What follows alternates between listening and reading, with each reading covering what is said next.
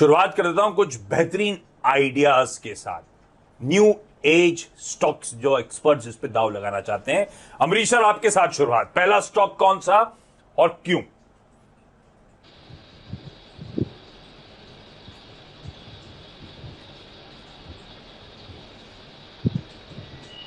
Amrish sir, ये पहला stock आपकी तरफ से कौन सा न्यू एज स्टॉक है जो रडार पर? मेरा स्टॉक है ग्रीव्स कॉटन, जो है एक leading manufacturer of small engines. ये प्रोड्यूस करती है 3 व्हीलर्स, एग्री इक्विपमेंट, उसमें पंप सेट्स बनाती है, टिलर्स बनाती है जैसे बीएससी टिलर्स हो, और जनरेटर भी बनाती है जैसे कमेंस हो। पर इसमें नया क्या है? Why am I saying it is a new age stock? अभी रिसेंटली बड़ा एक गेम चेंजर हुआ है, उनका एंट्री हुआ है इलेक्ट्रिक व्हीकल्स में, और ये बनाती है इलेक्ट्रिक स्कूटर्स और ई रिक्शाज, जो लास्ट ईयर लॉन्च हुई थी। करीब 700 करोड़ का इनका केपेक्स प्लान है फॉर दिस वर्टिकल, और as of now low speed vehicles बना रही है, पर फोकस है हाई स्पीड व्हीकल्स पे, जो शायद आएगा 1-2 साल के बाद। और if you look at government focus, frame 2 में ये सब्सिडी इंक्रीज हुआ है from 10,000 to 15,000 per kilowatt. That has also made the vehicles cheaper, so that is also positive for Greaves Cotton.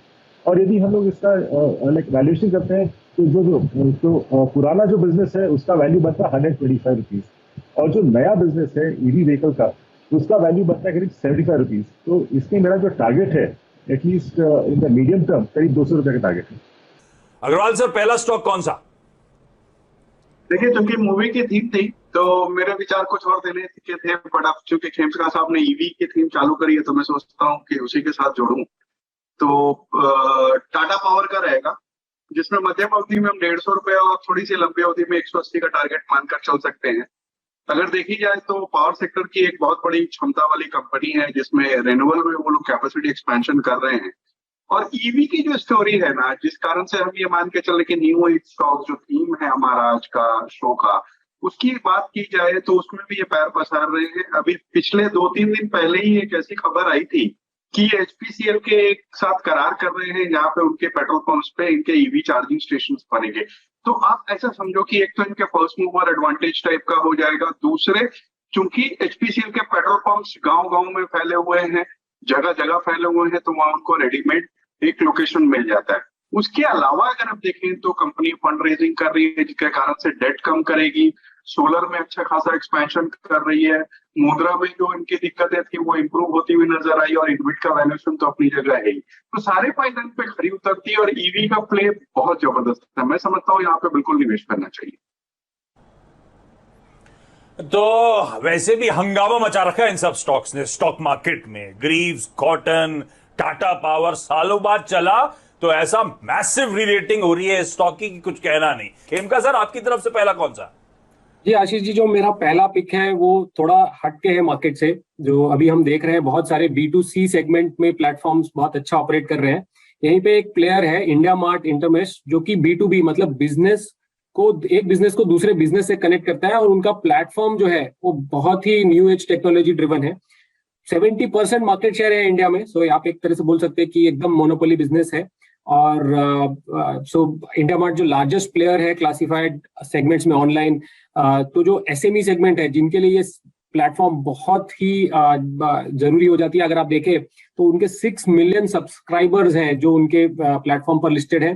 68 million plus products है, और 1000 plus cities को connect करते हैं। तो ये इनका डीप नेटवर्क है। तो जो हमें लगता है कि ये जो प्लेटफॉर्म प्ले है B2B में, ये एक बहुत ही स्ट्रॉन्ग ग्रोथ, 25% से ज्यादा ग्रोथ की संभावना रखती है over the next 5-6 years.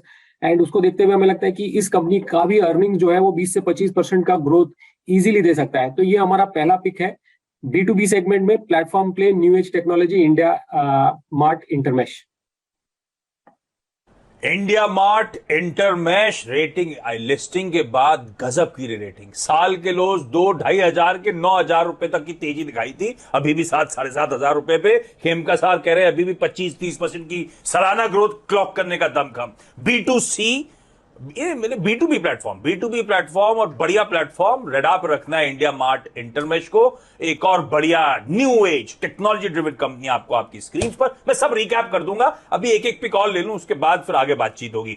Amrish sir, अगला स्टॉक कौन सा? पहला तो वो ग्रीव्स कॉटन, बढ़िया ईवी प्ले था। अगला स्टॉक है डेल्टा कॉर्पोरेशन, जो सबसे लार्जेस्ट लिस्टेड प्लेयर है कैसीनोज में इन इंडिया। और गैम्बलिंग इंडस्ट्री देखें तो करीब 6,000 करोड़ का था in 2020, and again this is organised gambling जो 6,000 करोड़ का था। That will go up to about 25,000 crore, 4 गुना हो जाएगा बाय 24 और 25 लेटेस्ट। और Delta is cash rich company है, करीब 500 करोड़ का कैश है बुक्स पे, और this business actually throws up about 225 crore per annum. Last year उतना उसे दिया नहीं है because of Covid, but on annual basis करीब 225 करोड़ का कैश जनरेट होता है। कैसीनोज हैं इनके गोवा में जो बहुत ऑनशोर और फ्लोटिंग है, सिक्किम में भी है, नेपाल में भी है, दमन प्रॉपर्टी उनका भी अवेट कर रहा है क्लियरेंस के लिए। पर इसमें गेम चेंजर क्या है? गेम चेंजर है इन्होंने जो 2017 में adda52.com लिया था, जो ऑनलाइन पोकर ये साइट है, और दिस इज अलॉन्ग विद नजारा, इन्होंने को इन्वेस्ट किया था इसमें। और लास्ट ईयर कोविड के वक्त यदि देखें तो इसका जो ऑनलाइन का इनकम था was 30% of the top line of delta, तो दैट इज क्लियरली ग्रोइंग। तो मेरा जो यहाँ पे टारगेट है इट्स अबाउट 250 रुपीज। आप ताश खेलते हो क्या? ताश खेलता था, आजकल नहीं खेल रहा हूँ, तो I will not be contributing to Delta's growth, पर आई एम श्योर कि काफी लोग हैं जो वेट कर रहे हैं वहां जाने के लिए। टेस्ट मुकाबले में कौन सा खिलाड़ी उतार रहे हैं? अमृतसर कौन सा है? मेरा स्टॉक है भारती एयरटेल, आईटीसी जैसा है, ये भी टेस्ट कर रहा है पेशेंस, पर मुझे लगता है कि काफी अच्छा परफॉर्मेंस आएगा आगे जाके, क्योंकि टेलीकॉम जो है it is non discretionary consumption, इसमें चॉइस नहीं है, आपको लेना ही पड़ता है।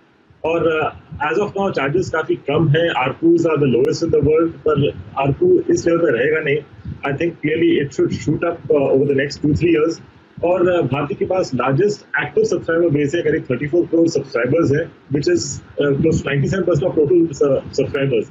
तो and secondly it is also the fastest growing. और जैसे कि मैंने आरपू का बात किया था, इसका आरपू करीब 145 का, expected to go to 200 over the next possibly 9 to 12 months। और उनका जो medium to long term target है करीब 300 रुपीज का आरपू का टारगेट है, which means nearly double from here. और इनका परफॉर्मेंस भी काफी अच्छा रहा, despite that the stock has not moved. EBITDA growth देखा था करीब 28% डिस्पाइट कोविड। और आगे जाके 5G इंफ्रास्ट्रक्चर तो इनका ऑलरेडी प्रूवन है, हैदराबाद में इन्होंने लॉन्च भी करके टेस्ट भी करवाया था। स्पेक्ट्रम काफी है इनके पास, करीब 19,000 करोड़ का स्पेक्ट्रम भी लिया है, सो ग्रोथ के लिए स्पेक्ट्रम तो हाथ में है। तो मुझे लगता है कि it is quite attractively priced, क्योंकि ज्यादा चला नहीं है। ईवी बाय एबिटा करीब 6x का है, और यदि सम ऑफ टोटल पार्ट्स करते हैं तो करीब 720 का निकलता है। फिर भी मैं बोलता हूँ कि इसका जो टारगेट है करीब 680 का होना चाहिए। बिल्कुल सही बात, ये भी वाकई पेशेंस टेस्ट कर रहा है। वो QIP इशुएंस हुआ था, उसके बाद लग रहा था रीरेट होगा, अब हो जाएगा। इतने समय से ये 500 से 600 के बैंड में कंसोलिडेट करता हुआ आपको नजर आ रहा है, लेकिन चलेगा। और मोटा मोटी ये टेलीकॉम के बाजार इस देश में डुओपोली मार्केट हो चुका है और बहुत बड़ा बाजार है, इसीलिए भारतीय जैसा स्टॉक आप पोर्टफोलियो में रखने की जरूरत। पेशेंस टेस्ट कर रहा है ये भी, लेकिन ये वेरी लॉन्ग टर्म पिक्स वाली कैटेगरी में है, रखिएगा पोर्टफोलियो में। इवेंचुअली अच्छी कंपाउंडिंग, अच्छे रिटर्न स्टॉक देके जाएगा। अब जरा दूसरी कैटेगरी की बात कर ली जाए, वनडे। और क्योंकि अमृतसर क्रिकेट देखते नहीं, तो अमृतसर बेसिकली वनडे और टेस्ट 5 दिन का वनडे का लिमिटेड ओवर्स 50 ओवर का मुकाबला। तो इसमें कोशिश करिए कि वो लॉन्ग टर्म रहे, लेकिन जेस्टेशन पीरियड या समय जो रखना है पोर्टफोलियो में मोटा मोटी 1-2 साल के लिहाज से, 1 से 3 साल के लिहाज से, ये उस तरह की पिक्स। तो अमृतसर कौन सा पिक होगा उस कैटेगरी में आपका? इसमें मेरा पिक है फार्मा, विच इज बायोकॉन, क्योंकि ये स्टॉक है फार्मा में जो ज्यादा चला नहीं है अभी, पर मीडियम टर्म में तो चलना चाहिए, because clearly it is one of the few and the most important player in biosimilars India में। और सीरियस कमिटमेंट है टुवर्ड बायोसिमिलर्स, काफी अच्छा प्रोडक्ट मिक्स है, और I mean across various geographies इनका डाइवर्सिफिकेशन है। एंड इसका जो रिजल्ट आया था, रिसेंट रिजल्ट जो आया था Q4 का, उतना खास नहीं था, इसीलिए ज्यादा बड़े it's stagnant at these levels. पर आगे जाके even the management has guided कि it will grow at about it grow at 21%, पर मैनेजमेंट का जो प्रोजेक्शन है, गाइडेंस है, इससे ज्यादा है, क्योंकि नए लॉन्चेस भी आ रहे हैं and there will be better traction from the existing products जो कमर्शियलाइज हो चुके हैं। तो वैल्यूएशन वाइज मुझे काफी चीप लग रहा है एज ऑफ नाउ, क्योंकि it's coating at about 35 PE, EPS करीब 12 का होना चाहिए FY23 में, And like I said, cheaper than the other stocks. तो यहाँ पे even if you upgrade the P to about 40, इसका like medium term target करीब 480 का हो जाना चाहिए. हाँ, जब फार्मास्यूटिकल्स की दरअसल री रेटिंग हो रही थी पिछले एक साल में, तो एक्चुअली बायोकॉन चला नहीं. बायोकॉन एक अंडर परफॉर्मर रहा है, एक रेंज में कंसोलिडेट हो रहा है, ऑफ हाइस ट्रेड कर रहा है. बायोकॉन को आप रखिएगा, अगले 1 से 2 साल 3 साल के टाइम होराइजन में बढ़िया रिटर्न्स देने का दमखम रखता है. ये बेहतरीन बायोसिमिलर की स्टोरी. गुरांग सर, आपकी तरफ से वनडे वाला स्टॉक? तो खपत से जुड़ा हुआ एक बहुत ही बेहतरीन स्टॉक. हाल ही में इसने मेरे ख्याल से अपने जीवन का सर्वोच्चम स्तर छुआ था. नाम है टाटा कंज्यूमर प्रोडक्ट्स लिमिटेड. इनके प्रोडक्ट्स तो बखूबी जाने जाते हैं उपभोक्ताओं के बीच में, और इनकी शेल्फ लाइफ विजिबिलिटी आप जो भी कह लीजिए वो बहुत ही बेहतरीन है. आने वाले समय में ये कंपनी और भी नए प्रोडक्ट्स बाजार में उतारेगी. और ये आप एक जो कहते हैं ना मार्केट में अनलॉक थीम, क्योंकि खपत और अनलॉकिंग साथ साथ चलते हैं, तो एफएमसीजी क्षेत्र से हमने चुना है टाटा कंज्यूमर प्रोडक्ट्स लिमिटेड. बहुत ही मध्यम अवधि के नजरिए से अगर आप हमें पूछे तो 825 का लक्ष्य हमने निर्धारित किया है. टाटा कंज्यूमर प्रोडक्ट्स बहुत सालों बाद इसने भी बहुत कंसोलिडेट करा कहने के लिए. उसके बाद अब रीरेट हुआ तो क्या गजब की रेटिंग होती हुई नजर आई है, और अभी भी पसंद आता है. एफएमसीजी को रडार पे रखना है, और उसमें टाटा कंज्यूमर एक प्रिफर्ड बेट. अगले 1 से 3 साल में यहां से भी बढ़िया रिटर्न्स देगा ये स्टॉक. दीवान सर, आपकी तरफ से ये मीडियम टर्म 1-2 साल वाली पिक कोई?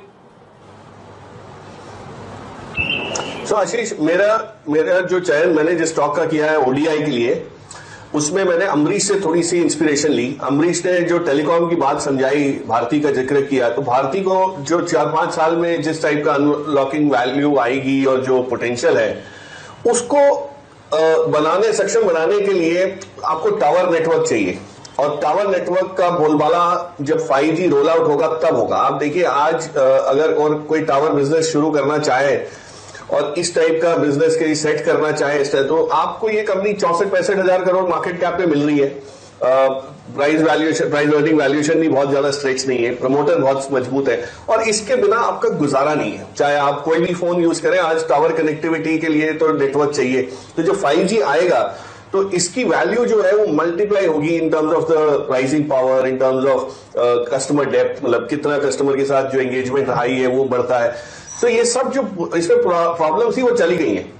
ओडीआई की खासियत ये होती है वनडे इंटरनेशनल की, रिजल्ट निकलता है. टेस्ट मैच तो हो सकता है ड्रॉ हो जाए आशीष, बट यहाँ पे मुझे लगता है कि रिजल्ट निकलेगा, और इंडस टावर आपको यहाँ से 50% की अपसाइड जितना 50% बोला 80-90 रुपए की अपसाइड यहाँ से दे दे. इसका भी लक्ष्य मैंने 333 रखा है जो आईटीसी का है, बट आईटीसी शायद समय लगाए, ये आपको 1.5-2 साल में ये लक्ष्य हासिल करते हुए दिख सकता है.